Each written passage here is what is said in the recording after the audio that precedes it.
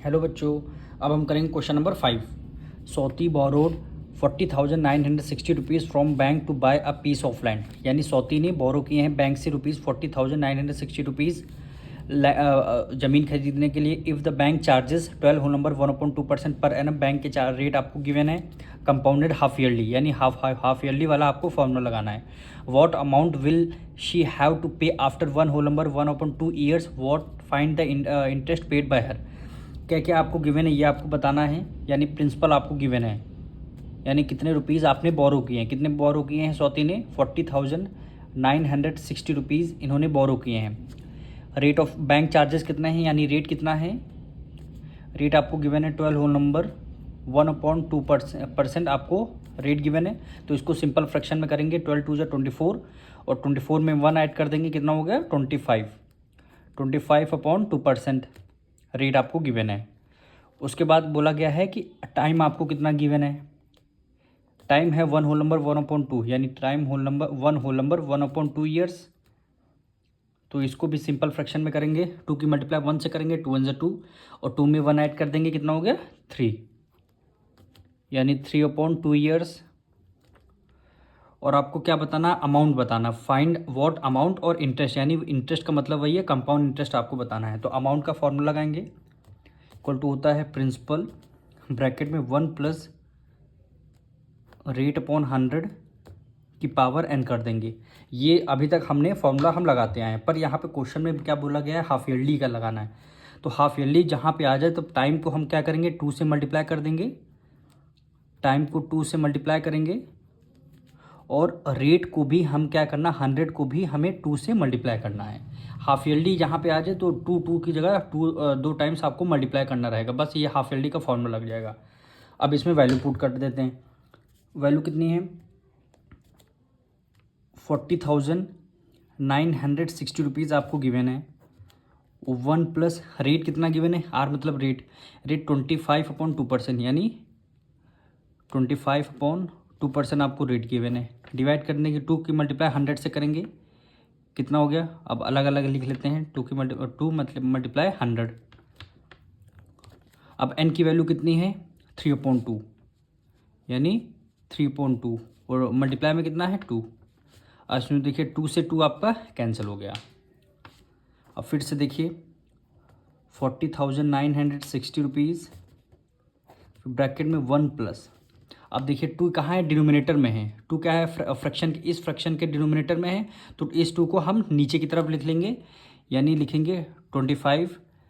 ये वाला 2 और रेट का जो 2 है ये डिनोमिनेटर में आएगा, यानी 2 मल्टीप्लाई 2 यहाँ ऑलरेडी पहले से लगा हुआ है, फिर आपका है 100 मल्टीप्लाई पावर 3 हो जाएगी। अब इतना आपको काम करना है। ये जो डिनोमिनेटर का 2 है ये क्या है? डिनोमिनेटर में आ जाएगा, यानी डिनोमिनेटर के फ्रैक्शन में आ जाएगा। अब इसको डिविजल करते हैं। 25 1 25, 25 4 जा कितना होता है? 100। अब नेक्स्ट स्टेप करते हैं, यानी 40,960 रुपीज़।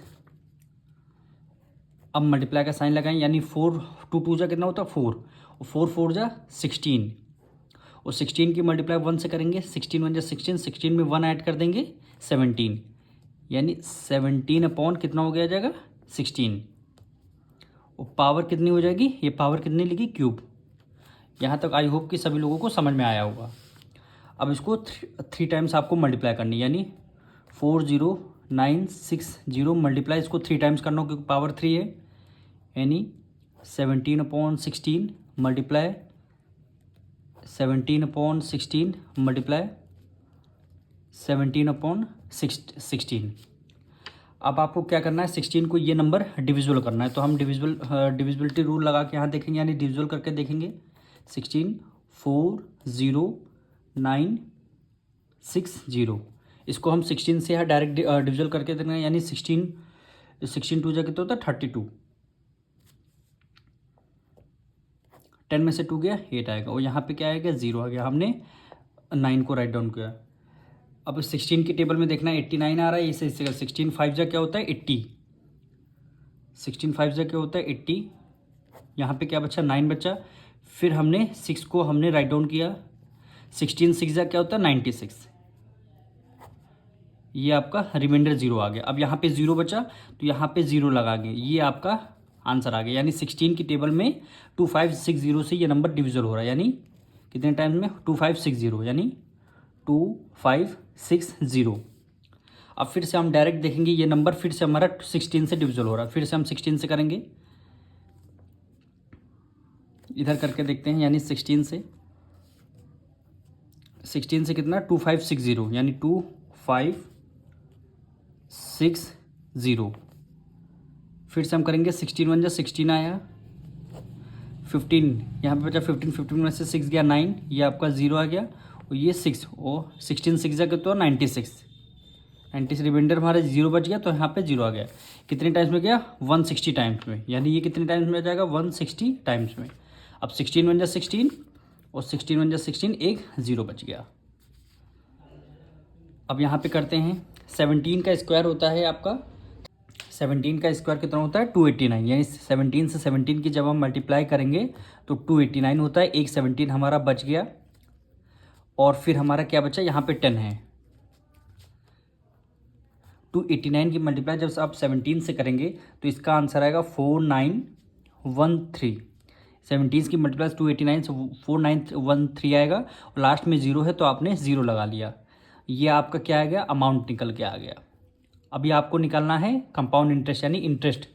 तो इंटरेस्ट का फॉर्मूला होता है, यानी कंपाउंड इंटरेस्ट का फॉर्मूला होता है, अमाउंट में से आपने क्या माइनस करना है, प्रिंसिपल को आपने माइनस कर देना है।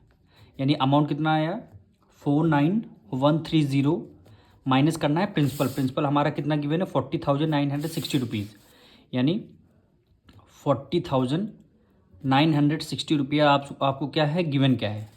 अब माइनस करके हम इधर देख लेते हैं, 49130 माइनस कर देंगे 40960, 0 से 0 गया, यहाँ पे कैरी ले लिया हमने 13 हो गया, और 13 में से जब आप 6 माइनस करेंगे 437 हो गया, यहाँ पे 7 आ गया, 1 कैरी गया, 10 में से 9 गया 1 आया, और इसको जब हमने 1 कैरी दी यहाँ पे बचा 8, यानी 8170।